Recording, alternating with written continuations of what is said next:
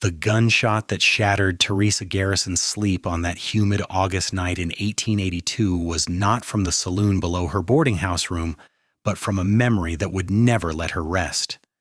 She bolted upright in the narrow bed, her nightgown soaked through with perspiration, her heart hammering against her ribs as though trying to escape the prison of her chest.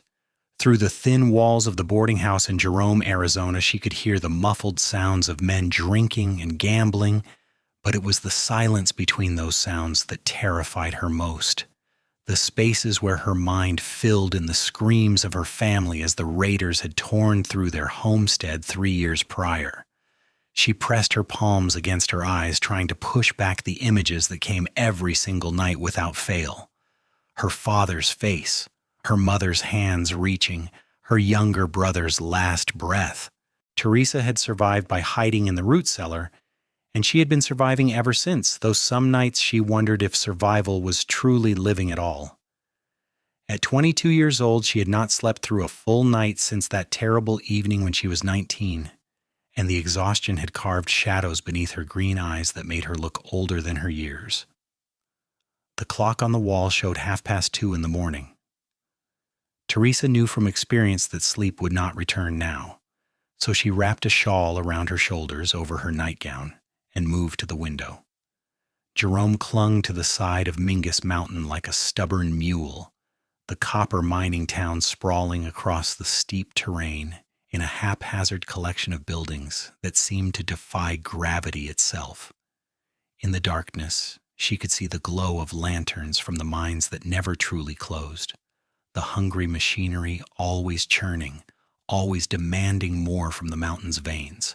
She had come to Jerome 6 months ago, running from nothing and toward nothing, working as a seamstress to keep herself fed and housed. The boarding house was respectable enough, run by a widow named Mrs. Chen, who asked few questions and expected prompt payment.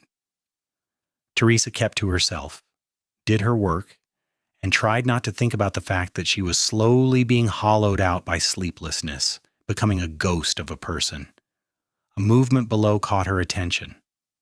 A man sat on the bench outside the general store across the dusty street, his hat tipped back, his posture relaxed despite the late hour.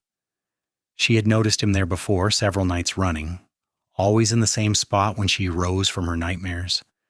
At first she had thought he was drunk, sleeping off the effects of too much whiskey, but his stillness seemed too deliberate for that, too watchful. The next night, when the dreams came again at 3:15, she went to the window and found him there once more. This time, when she looked down, he looked up, and even across the distance and darkness, she felt the weight of his gaze.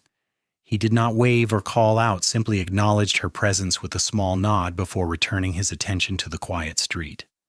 On the third night, curiosity overcame her caution. She dressed properly this time, not caring that it was 4 in the morning, and made her way down the narrow stairs of the boarding house, past Mrs. Chen's rooms where gentle snoring indicated the landlady's peaceful slumber. The night air was cooler than her stifling room, carrying the scent of dust and copper and the distant pine forests that clung to the higher elevations.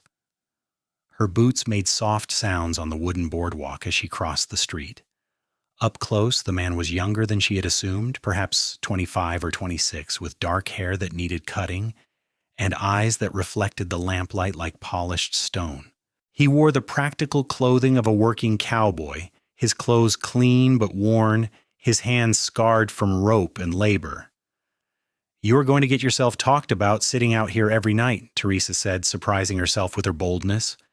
The cowboy stood, removing his hat in a gesture that spoke of careful upbringing despite his rough occupation. "Dawson Irving, madam. And I figure folks will talk regardless of what a person does or does not do. Might as well give them something harmless to chew on." "Why are you here?" The question came out more bluntly than she intended, but exhaustion had stripped away her usual politeness. Dawson studied her face for a long moment, and Teresa had the unsettling feeling that he saw far more than she wanted to reveal. "I work night watch for the Copper Queen Mining Company, making sure nobody gets ideas about stealing equipment or starting fires. Been doing it for about 8 months now. Pay is decent, and I prefer the night hours anyway." Gives a man time to think. He paused, then added quietly, I noticed you at your window most every night for the past few weeks. Figured if we are both going to be awake while the rest of Jerome sleeps, we might as well acknowledge each other's existence. Teresa felt something loosen in her chest, some tight knot she had not realized was there. You do not sleep either? I sleep, Dawson said. Just not much, and not at night if I can help it. The day feels safer somehow, even if that makes no logical sense. He gestured to the bench. Would you like to sit? I have coffee in my thermos. It is not good coffee, but it is hot, and it helps pass the time. She should have refused. A proper young woman did not sit on a public bench in the middle of the night sharing coffee with a strange man. But Teresa had left Proper behind in the ashes of her family's homestead, and the thought of returning to her small room to the walls that seemed to press closer each night was unbearable. All right, she said, and sat. The coffee was indeed terrible, bitter and thick, but the warmth of the tin cup between her palms was comforting. They sat in silence for several minutes, and Teresa found that, unlike the silence of her room, this silence did not feel oppressive. Dawson did not press her with questions or demand explanations. He simply shared his space and his awful coffee, and that was enough. I am Teresa Garrison, she finally offered. I work as a seamstress, above the millinery shop on Main Street. I have seen your work, Dawson said. Mrs. Patterson was showing off a dress you altered for her, going on about how you made it look like it had been tailored special in San Francisco. She was quite pleased with herself. Despite everything, Teresa felt a small smile tug at her lips. Mrs. Patterson was quite pleased with the price, too. She negotiated like a prospector over a gold claim. That sounds like her. Dawson poured more coffee for them both. What brings you to Jerome, if you do not mind my asking? We get all types here. People running toward the promise of copper money or running away from something else. Nobody judges either direction. Teresa wrapped her shawl tighter around herself. The early morning air had a bite to it. That desert quality of temperature that could swing wildly between day and night. Running away, she admitted, though I'm not sure a person can really run from the things that chase them. They seem to have a way of keeping pace. Dawson nodded slowly. That is the truth of it. I came here from Texas, left behind a family ranch that my older brother inherited. Felt like I was suffocating there. Like every fence post and water trough had expectations attached to it. Thought if I came somewhere where nobody knew my name or my family, I could figure out who I was supposed to be. He laughed, but there was no humor in it. Turns out I brought myself along, which rather defeated the purpose. At least you can sleep during the day, Teresa said softly. And you cannot sleep at all? She shook her head. Not through a full night, not in 3 years. Dawson did not offer platitudes or false comfort, did not tell her that time would heal or that she should try harder. He simply said, that must be exhausting. Those 3 words, that simple acknowledgement, cracked something open inside Teresa. Her throat tightened and her eyes burned, but she forced the tears back through sheer will. She had cried enough in the first year. Now she just endured. I should go back, she said, standing abruptly. Mrs. Chen rises early and she will notice if my bed is empty. Same time tomorrow? Dawson asked, also standing. I will see if I can find better coffee. Teresa hesitated, then nodded. Tomorrow. She kept that promise, and the one after that, and the one after that. Night after night, when the dreams jolted her awake, she would dress and cross the street to where Dawson waited on the bench. They talked about small things at first, the gossip of Jerome, the price of goods at the general store, the quality of the latest ore being pulled from the mines. Dawson told her about growing up in Texas, about learning to rope and ride before he could properly write his name, about the crushing weight of being the second son in a family that only had room for one heir. Teresa found herself sharing in return, carefully at first, then with increasing openness. She told him about her childhood in New Mexico territory, about her father's dreams of building a cattle ranch that could sustain their family for generations. She described her mother's garden, how she had coaxed vegetables from the stubborn desert soil, how the squash plants had sprawled like green conquistadors across the irrigated earth. She spoke of her brother, just 15 when he died, who had been learning to break horses and had such a gentle way with even the wildest Mustang. It took her 2 weeks to tell Dawson about the raid. They had moved from the bench to a small table behind the general store where Dawson had begun bringing actual decent coffee from a source he refused to name, along with whatever bread or cheese he could procure. On this particular night, or early morning rather, the darkness felt heavier than usual, pressing down from the star-scattered sky. They came just after sunset, Teresa heard herself saying, the words spilling out like water from a broken dam. My father had hired 2 drifters to help with the roundup, paid them fair wages, and fed them well. We thought they had moved on to the next ranch, the next job. We did not know they had gone to town and told their friends about the strongbox my father kept in the house, the money he had saved for 5 years to buy more breeding stock. Dawson's hand found hers across the table, his grip warm and steady. There were 6 of them. My father tried to fight, and they shot him in the doorway. My mother ran to him, and they shot her too. My brother grabbed the rifle, but he was just a boy, and they killed him before he could even aim properly. I was in the root cellar fetching potatoes for dinner. I heard everything through the floorboards, the gunshots, the laughter, the sound of them ransacking our home, taking everything they could carry. Her voice had gone flat, emotionless, the only way she could tell the story without completely falling apart. They set fire to the house before they left. I waited until I could not hear the horses anymore, then I crawled out. There was nothing left to save. No one left to save. Teresa, Dawson said, and his voice was rough with emotion he did not try to hide. I am so sorry. Nobody should have to carry that. I hid in the desert for 2 days before a neighbor found me. They took me in, let me stay until I could work. Save money. Then I just started moving.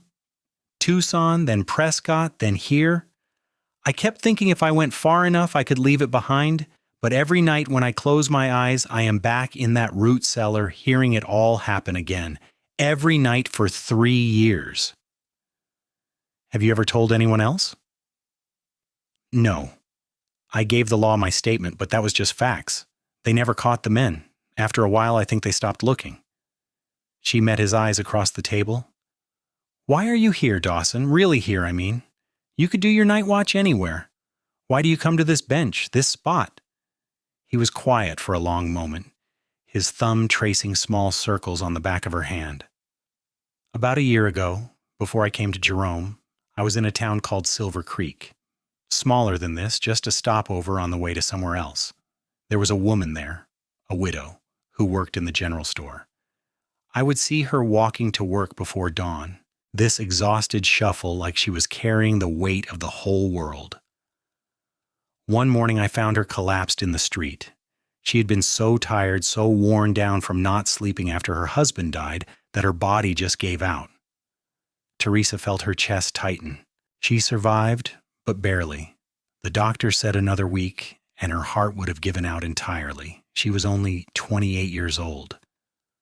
Dawson's grip on her hand tightened slightly. When I saw you at your window that first night, the way you looked, that same exhaustion, that same defeated slump to your shoulders, something in me just decided I needed to do something, even if it was just sitting on a bench and being awake so you were not awake alone. I know what it is like to feel isolated, like the world is happening to everyone else while you are stuck behind glass.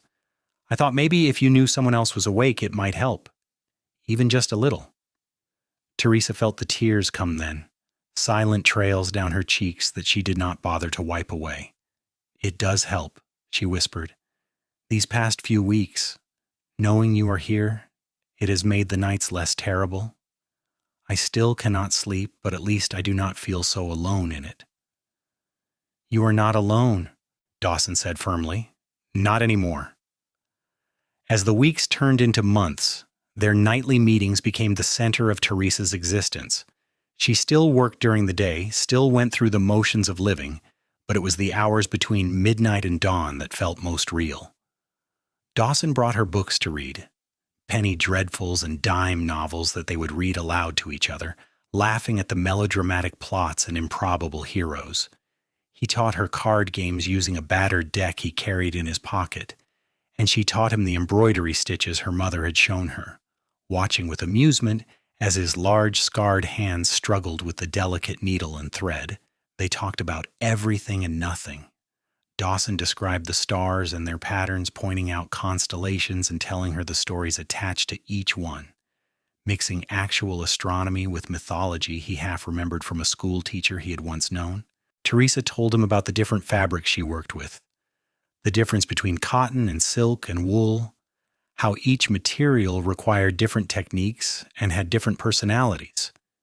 She made him a new shirt, measuring him by lamplight behind the general store, her hands lingering perhaps longer than necessary on his shoulders and chest. The people of Jerome noticed, of course, in a town of barely 2,000 souls clinging to a mountainside, very little went unobserved.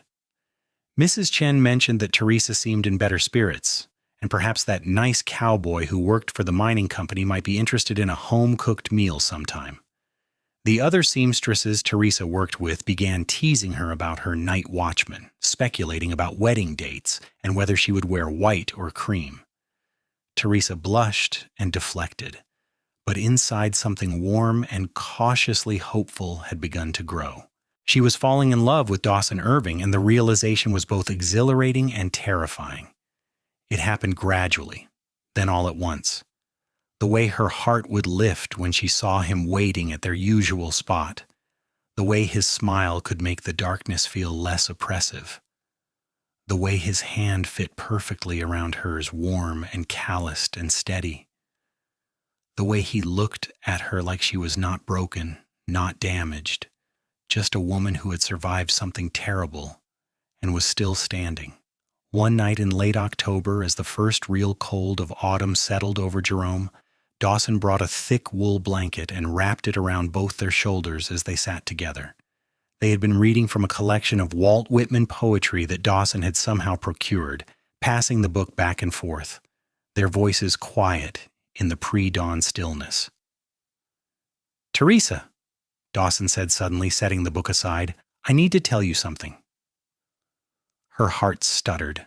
In her experience, nothing good ever followed those words. "The mining company is opening a new operation in Bisbee.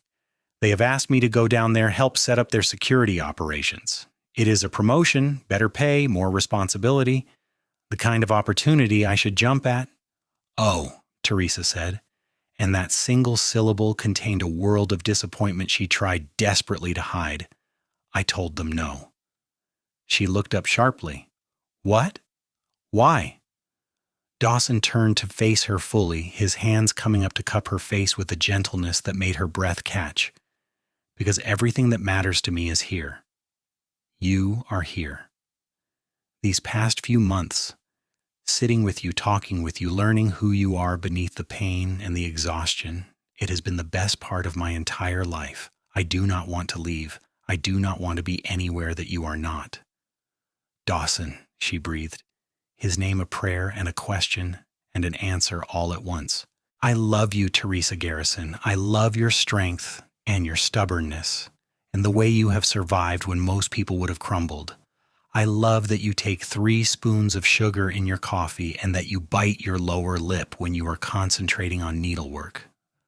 I love that you are still here, still fighting, still getting up every night even when your body and mind are screaming for rest." His thumbs brushed away tears she had not realized were falling. "I want to stay awake with you for as many nights as you need me. And when you are finally ready to try sleeping again, I want to be there for that too, if you will have me." Teresa had thought she knew what loss felt like, thought she had experienced the full spectrum of human emotion from deepest grief to cautious joy, but this feeling flooding through her now was something entirely new, something that felt like coming home after a long and terrible journey. "I love you too," she said.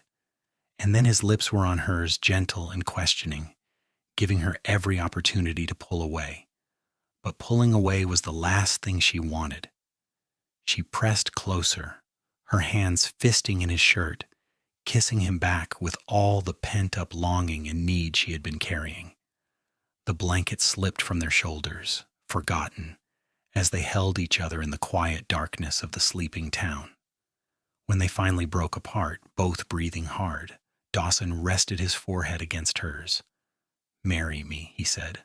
"I know it is fast, and I know you might need time, but I'm sure about this, about us. Marry me, Teresa." She should have been scared, should have held back, protected her already battered heart. But looking into Dawson's eyes, seeing the absolute certainty there, she found that fear had no power over her anymore. "Yes," she said. "Yes, I will marry you." They were wed 3 weeks later in a simple ceremony at the Methodist Church with Mrs. Chen and Dawson's supervisor from the mining company as witnesses. Teresa wore a dress she had made herself, cream-colored silk she had been saving for something special, with delicate embroidery at the cuffs and collar.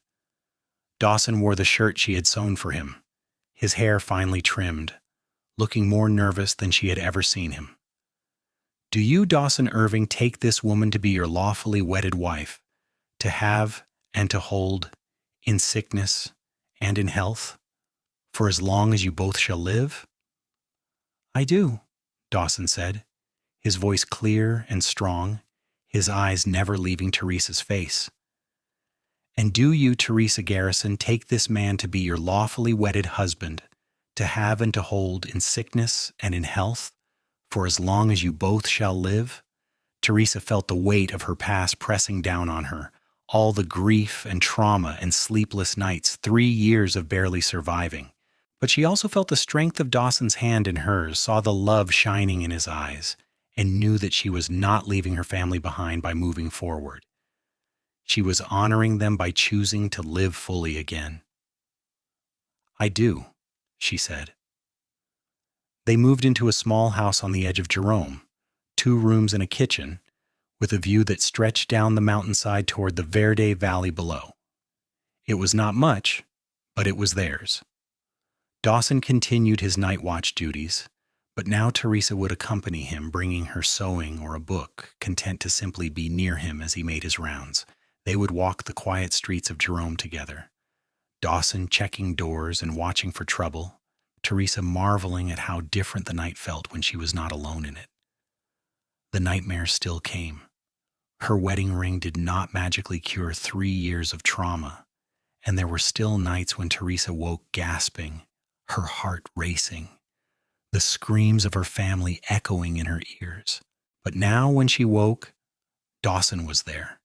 He would pull her close, let her sob into his chest, stroke her hair, and murmur comfort until the worst of the terror passed.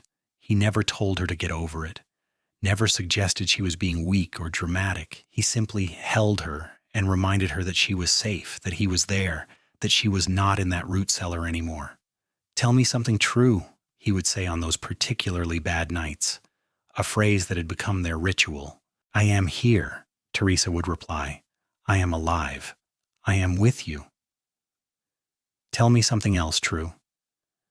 "The sun will rise in a few hours. We will have breakfast together. You will make that terrible coffee you somehow still think is good, and I will pretend to enjoy it."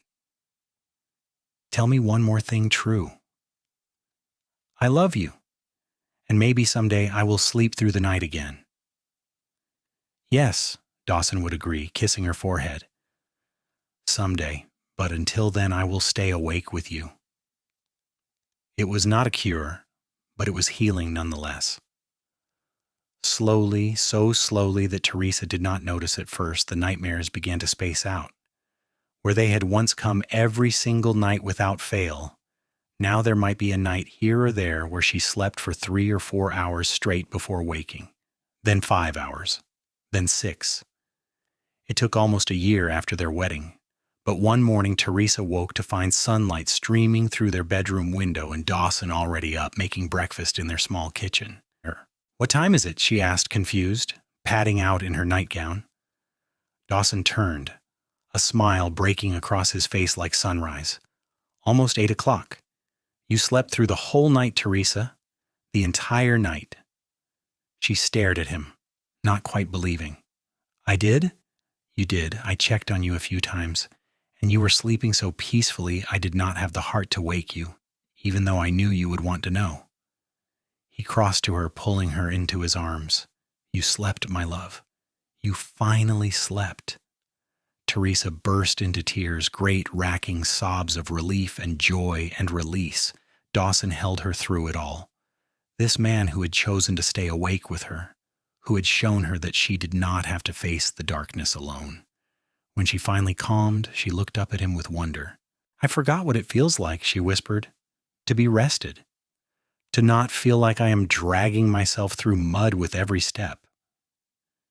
Get used to it, Dawson said, kissing her softly, because I plan to make sure you sleep well for the rest of our lives. It was not perfect after that. There were still bad nights, still times when the memories overwhelmed her and sleep remained elusive, but they became the exception rather than the rule, and Teresa learned to trust that rest would come eventually, that she could close her eyes without fear consuming her. Dawson kept his promise, staying awake on the difficult nights, holding her hand through the dark hours, reminding her with his presence that she was safe and loved. In the spring of 1884, Teresa discovered she was pregnant.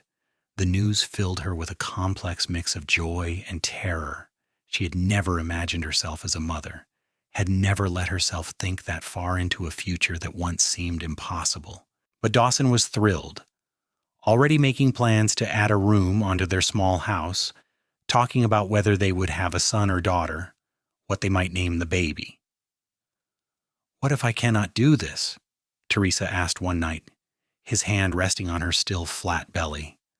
What if I cannot protect them? What if something happens and I'm not strong enough to keep them safe? Then I will be there too, Dawson said. We will protect them together, and we will teach them to be strong and careful and brave the way your parents taught you. Because you survived, Teresa, you are still here. And that baby growing inside you, they are here because you were strong enough to keep living when it would have been easier to give up. Their son was born in December, a healthy baby boy, with his father's dark hair and his mother's green eyes. They named him Thomas after Teresa's father, and David after Dawson's grandfather. Thomas David Irving came into the world screaming his displeasure at the cold mountain air, and from the moment Teresa held him, she understood a new kind of fear and a new kind of love, both so intense they threatened to overwhelm her completely. The first few months were exhausting in an entirely different way than the exhaustion of sleeplessness. Thomas was a hungry baby, demanding feeding every few hours, crying with impressive volume when his needs were not immediately met. Teresa was tired in her bones, but it was a clean tiredness, the fatigue of caring for new life rather than the soul-deep weariness of trauma. And Dawson was there for every midnight feeding, every diaper change, every moment of panic when they could not figure out why their son was crying. I think he has your stubborn streak, Dawson said one night, walking the floor with a wailing Thomas while Teresa tried to get a few minutes of rest. My stubborn streak? Teresa said, laughing despite her exhaustion. I seem to recall you turning down a promotion because you did not want to leave Jerome. If that is not stubborn, I do not know what is. I prefer to think of it as being decisive, Dawson replied, finally getting Thomas to settle. Knowing what I want and refusing to compromise on it. That is literally the definition of stubborn. Agree to disagree, my love. As Thomas grew, Teresa found herself thinking more about her own family, about her parents and brother. The pain of their loss would never fully disappear, she understood that now, but it had transformed into something she could carry without being crushed by it. She told Thomas stories about his grandfather who had dreamed of building a great ranch, about his grandmother who could make anything grow, about his uncle who had been so gentle with horses. She wanted him to know where he came from, the family that had loved her and shaped her, even though they were gone. Do you think they would be proud of me? She asked Dawson one evening, watching Thomas toddle around their small yard chasing after a grasshopper with single-minded determination. I think they would be amazed by you, Dawson said, pulling her close. I think they would see how you survived something that would have destroyed most people how you built a new life, how you are raising their grandson with love and care, I think they would be incredibly proud. In 1886, when Thomas was almost 2, the mining company offered Dawson a different kind of promotion. Instead of night watch, they wanted him to oversee security for all their operations in the territory, a position that would mean better pay and daytime hours. This time, when Dawson came home to tell Teresa about the offer, he looked torn. "I do not know if I should take it," he admitted. "The night hours are routine. It has been working. What if you need me at night and I'm sleeping? What if the nightmares come back worse?" Teresa took his hands, marveling at how much had changed since that first night when she had crossed the street to the bench where he waited. "Take the job," she said firmly. "I am not the same woman I was 4 years ago." "You helped me heal, Dawson. You stayed awake with me until I could sleep again. But I'm strong enough now to handle the occasional bad night on my own. And honestly, I think it would be nice to have you home for dinner, to go to bed at a reasonable hour like normal people." "Are you sure?" "I am sure. Take the job. Let us build the life we both deserve." He took the position, and their lives shifted into a new rhythm. Dawson worked days, coming home tired but satisfied, telling Teresa about the various challenges of managing security across multiple mining operations. They had dinner as a family, Thomas chattering in the nonsensical way of toddlers, both parents pretending to understand his increasingly complex observations about the world. They went to bed at normal hours, making love in the darkness of their bedroom, holding each other close as sleep claimed them both. There were still nights when Teresa woke from nightmares, still times when the past clawed its way into the present. But they were rare now, perhaps once a month, sometimes less. And true to his word, Dawson was always there, even if he had been deeply asleep moments before. He would wake instantly when she stirred, gathering her close, murmuring the same comforts he had offered for years. "Tell me something true." "I am here. I am safe. I have you and Thomas, and we have a good life." "Tell me something else true." "The past cannot hurt me anymore. Those men took my family, but they did not take me. I survived. I am still here." "Tell me one more thing true." "I love you, Dawson Irving, and I sleep better every night because I know you are beside me." In 1888, Teresa gave birth to their second child, a daughter they named Anna Rose. She was smaller than Thomas had been, more delicate, with wisps of blonde hair that darkened to brown as she grew. Thomas was fascinated by his baby sister, wanting to help with everything, though his help was often more hindrance than assistance.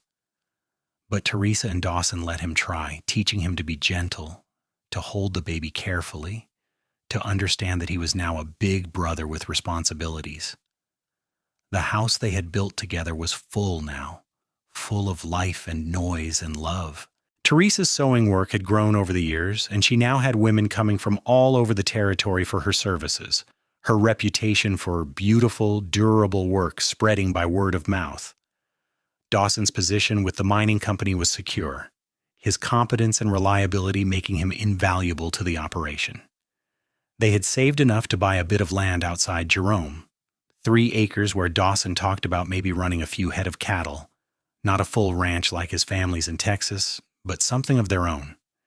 They took Thomas and Anna there on Sundays, the 4 of them walking the property, Dawson pointing out where he might put a barn, Teresa imagining a larger house with more rooms, space for their children to grow. Thomas would run ahead, climbing rocks and investigating lizards, while Anna rode on Dawson's shoulders, her tiny hands fisted in his hair. "Can you believe this is our life?" Teresa asked one such Sunday, watching their children play while she and Dawson sat on a flat boulder sharing a canteen of water. "Some days I still expect to wake up on that bench alone," Dawson admitted. "Those first few months just watching you at your window, hoping you might come down and talk to me, they feel like a dream." "A good dream?" "The best dream. One that somehow became real." He turned to look at her, his eyes soft with affection and desire and deep, abiding love. "You are the best thing that ever happened to me, Teresa. You and our children, this life we have built. I would stay awake forever if it meant keeping you. Good thing you do not have to," Teresa said, kissing him soundly. Because I plan to sleep well into my old age, right beside you. The years passed, as years do, each one building on the last. Thomas grew tall and serious, inheriting his father's practical nature and his mother's careful attention to detail. Anna was more adventurous, always climbing things she should not climb, always asking questions that had no easy answers. They added a third child in 1891, another son they named Robert Samuel, who had Teresa's red hair that she had thought lost in the family line, and a temperament so easy and cheerful that both parents were constantly amazed. Jerome continued to grow, the copper mines digging ever deeper into Mingus Mountain, bringing prosperity and people from all corners of the world. The rough mining camp Teresa had first come to evolved into a real town, with proper schools and churches, with shops and restaurants, and even a small theater. Teresa's sewing business expanded into a proper shop where she employed 3 other seamstresses and took on increasingly elaborate projects. Dawson was eventually made the head of security for the entire United Verde Copper Company, a position of real authority and respect.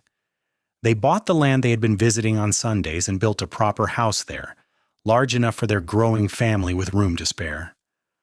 Dawson got his cattle, just a small herd, but enough that the children could learn ranching if they chose.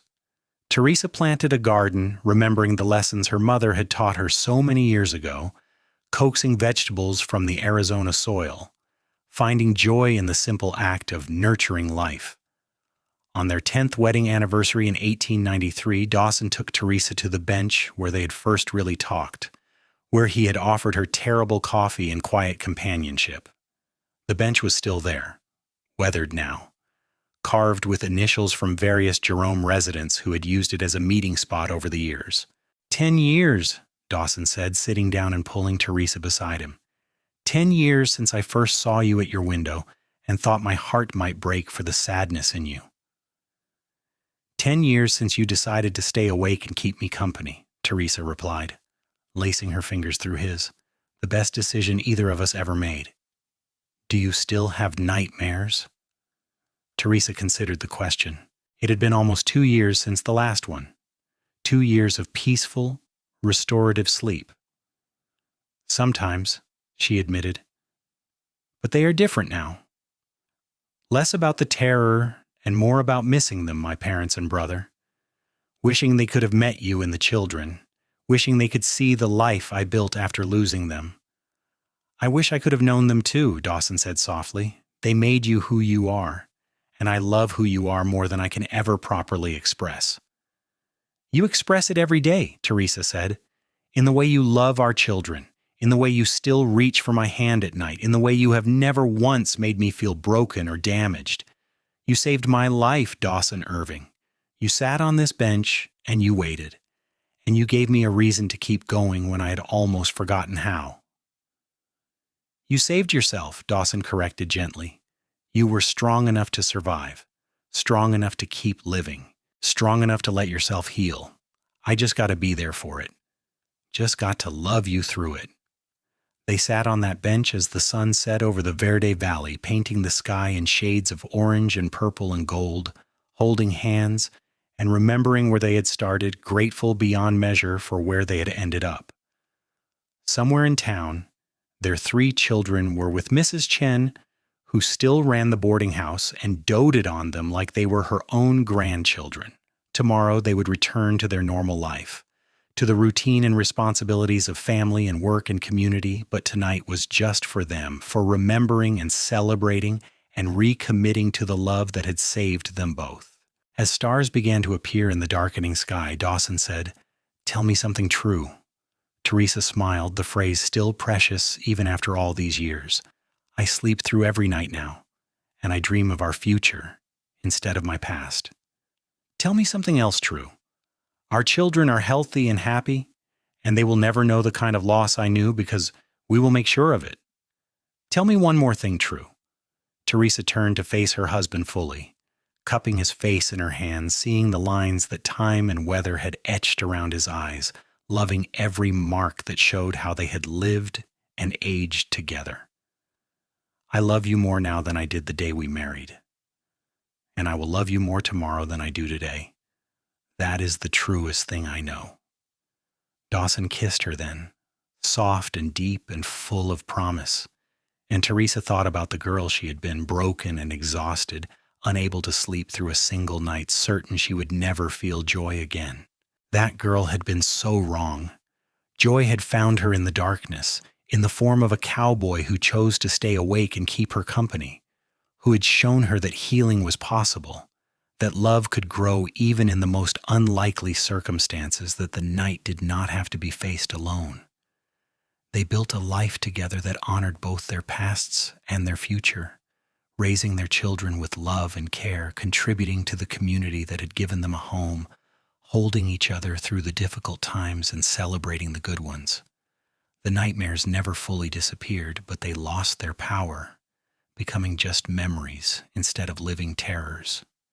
And every night, whether Teresa was sleeping peacefully or tossing with bad dreams, Dawson was there beside her, his presence a constant reminder that she was safe, loved, home. Thomas grew up to be a mining engineer, using his careful nature and mathematical mind to make the mines safer for the men who worked them. He married a teacher named Sarah, and they gave Teresa and Dawson their first grandchildren, twin boys who inherited the family's stubborn streak in double measure. Anna became a doctor, one of the first women to practice medicine in the territory, opening a clinic in Jerome that served the miners and their families with skill and compassion. She married late to a fellow doctor she met during her training in San Francisco, and they had one daughter who was brilliant and fierce and kept them constantly on their toes. Robert followed in his father's footsteps into security work, but also had his mother's artistic eye, sketching and painting the landscapes of Arizona with real talent. He married a woman he met in Prescott, and they had 3 children in quick succession, filling the family gatherings with even more noise and chaos. Teresa and Dawson's house became the center of family life, the place where everyone congregated for holidays and birthdays and Sunday dinners. Teresa cooked meals that fed dozens, using recipes her mother had taught her and new ones she learned from the diverse population of Jerome. Dawson would hold court in the living room, bouncing grandchildren on his knee, telling stories about the old days when Jerome was just a rough mining camp, when their grandmother had been the most beautiful woman to ever cross a street in the middle of the night. "Is it true you fell in love because Grandma could not sleep?" one of the grandchildren asked during a Christmas gathering in 1905, the house warm and bright despite the cold December wind outside. Teresa and Dawson exchanged glances, a lifetime of love and understanding passing between them in that single look. "Your grandmother had been through something terrible," Dawson said carefully, aware of the young ears listening, "and it made sleeping difficult for her. I happened to work nights, and I happened to notice her at her window. I thought maybe if she knew someone else was awake, it might make the darkness less lonely." "And did it?" the child pressed. "Yes," Teresa said, reaching for Dawson's hand, the gesture as natural as breathing after more than 20 years of marriage. "It made all the difference in the world. Your grandfather taught me that healing is possible, that the past does not have to define the future, and that love can grow in the most unexpected places. He stayed awake to keep me company, and in doing so, he gave me back my life." "That is so romantic," one of the older granddaughters sighed, already at the age where love stories held particular appeal. "It is," Teresa agreed, "but it is also about more than romance. It is about compassion, about seeing someone in pain and choosing to help rather than look away. It is about patience and persistence and believing that better days are possible even when everything seems dark. Your grandfather did not fix me because I was not broken, just hurt. But he walked beside me while I healed, and that made all the difference." As the evening wore on and the grandchildren were eventually collected by their parents, the house slowly emptying until it was just Teresa and Dawson again, they sat together by the fire. Dawson was 64 now, his dark hair gone silver, his body carrying the aches and pains of a life well lived. Teresa was 61. Her red hair faded to auburn with generous threads of white. her hands showing the marks of decades of needlework. But when they looked at each other, they still saw the young woman at the window and the cowboy on the bench, two souls finding each other in the darkness. "Do you ever regret it?" Teresa asked, a question she had asked many times over the years, though she knew the answer. "Staying in Jerome, turning down opportunities elsewhere, building your life around my needs?" "Never," Dawson said immediately, pulling her closer on the settee they shared. "Every choice I made brought me here, to this moment, to this life with you. I have no regrets, Teresa. Not a single one." "I sleep through the night now," she said, a statement she still found worthy of noting even after decades. "You do not have to stay awake anymore." "I know," Dawson said, kissing the top of her head, "but I still like knowing you are beside me, breathing peacefully, resting well. It never gets old. The miracle of you sleeping soundly." They sat in comfortable silence, watching the fire burn down to embers, neither in any hurry to move. Outside, Jerome settled into its own night rhythms.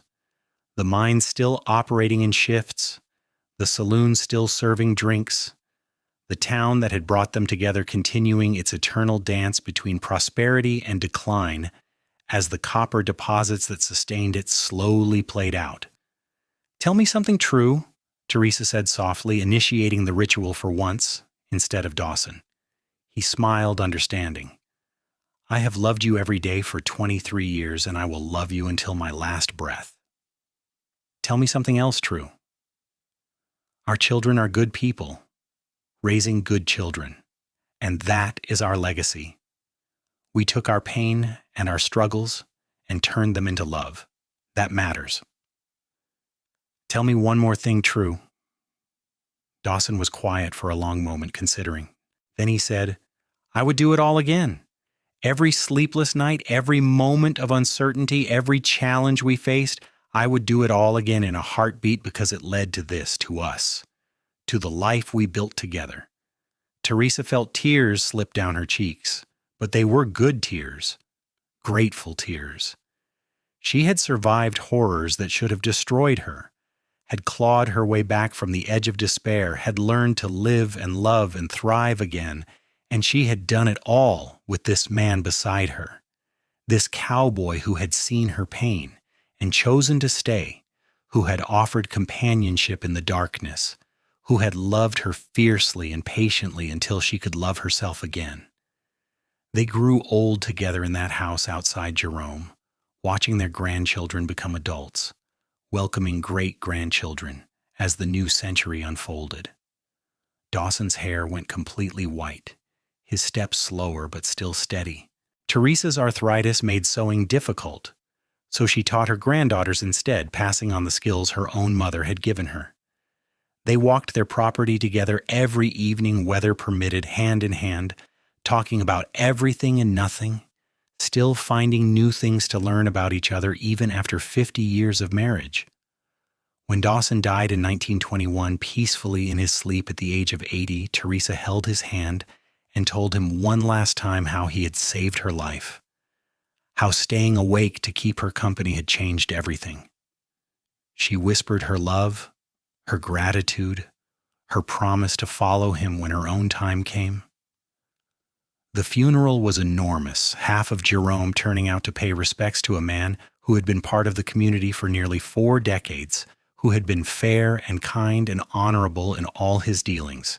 Teresa lived 2 more years, surrounded by her children and grandchildren and great-grandchildren, the house always full of family. She told stories about their grandfather, about the Wild West days of Jerome, about survival and healing and love. She taught them all the phrase that had sustained her and Dawson through so many difficult times. "Tell me something true," she would say to the youngest great-grandchild sitting on her lap. "You loved Grandpa very much," the child would respond. "Tell me something else true." "Family is the most important thing." "Tell me one more thing true." "You can sleep through the night now." "Yes," Teresa would say, smiling, I sleep very well now." When Teresa passed in her sleep in 1923, the family buried her beside Dawson in the cemetery overlooking Jerome, the town that had brought them together. Her stone read, Teresa Irving, beloved wife, mother, and grandmother, she found peace in the darkness. Next to it, Dawson's stone had been inscribed, Dawson Irving, loving husband, father, and grandfather. He stayed awake to keep her company. The children and grandchildren and great-grandchildren all came to the funeral. 3 generations descended from 2 people who had found each other in the darkest hours, who had built a love story from sleeplessness and compassion, who had proven that healing was possible and that the night did not have to be faced alone. They told stories about their grandparents, about the bench in Jerome where it all began, about the lesson that love sometimes means simply being present, staying awake, offering companionship without expectations or demands. And in Jerome, on that old bench that had been replaced multiple times over the decades, but always remained in the same spot, someone had carved words that became part of local legend. He stayed awake, so she did not have to be alone. True love, 1882. The story became part of Jerome's history, passed down through generations, a reminder that even in a rough mining town in the Wild West, love could bloom in the most unexpected places between 2 broken people who found wholeness in each other. Their great-granddaughter, the one who had been too young to remember much of Teresa but carried her name, would eventually write down the story, preserving it for future generations. She interviewed her father and aunts and uncles, piecing together the tale of the woman who could not sleep and the cowboy who stayed awake to keep her company. It became a family treasure. This story of survival and healing, of patience and love, of 2 souls finding each other in the darkness and building a light that lasted generations. The house outside Jerome remained in the family, each generation adding to it, caring for it, using it for gatherings and celebrations. The garden Teresa had planted continued to grow, tended by daughters and granddaughters who remembered her lessons about coaxing life from stubborn soil. The land where Dawson had run his small herd of cattle became a place where great-great-grandchildren learned to ride and rope, carrying on traditions that stretched back to a Texas ranch and a New Mexico homestead. And sometimes, on quiet nights when the stars were bright above Arizona, family members would sit on the porch of that house and tell the story again. How she was the woman who never slept through the night. How the cowboy stayed awake to keep her company. How that simple act of compassion became the foundation of a love that changed everything, that built a family, that proved healing was possible even after the worst trauma. They would remind each other to tell something true, that love requires patience, that healing takes time, that the greatest kindness is often simply being present with someone in their pain, that the darkness is always less frightening when faced together. That family is built not just through blood, but through the choices we make to stay, to love, to show up when it matters most. The story of Teresa and Dawson Irving became a legacy, passed down through the generations as an example of what real love looks like. Not the dramatic passion of dime novels, but the quiet, steady devotion of someone who chooses to stay when leaving would be easier. Someone who sees another's pain and responds with compassion. Someone who offers companionship without expectations, who stays awake through the dark hours, who believes in healing even when it seems impossible. And in that legacy, in the family that grew from 2 broken people finding wholeness together, Teresa and Dawson's love continued long after their deaths. Their great-great-grandchildren carried pieces of them forward, the stubborn determination, the compassion for others, the belief that better days were always possible. The story of the woman who could not sleep and the cowboy who stayed awake became a touchstone, a reminder of where they came from and what they valued most. In the end, it was a simple story, really. 2 people met in a rough mining town in 1882. One could not sleep, haunted by tragedy. The other chose to stay awake and keep her company. From that beginning, from that choice to not let someone suffer alone in the darkness, everything else followed. Love, marriage, children, a full and beautiful life. Healing that seemed impossible became real. sleep that had been stolen was eventually restored, and two souls that had been lost found their way home together. That was the truth of it, the thing worth remembering, the legacy worth preserving. That compassion matters. That presence matters. That choosing to stay when someone needs you can change everything. That love, real love, is not about grand gestures, but about showing up, day after day, night after night, being there in the darkness until the dawn finally comes. And it always does come, the dawn. For Teresa Garrison Irving, it came in the form of a cowboy named Dawson who refused to let her face the night alone. And that made all the difference in the world.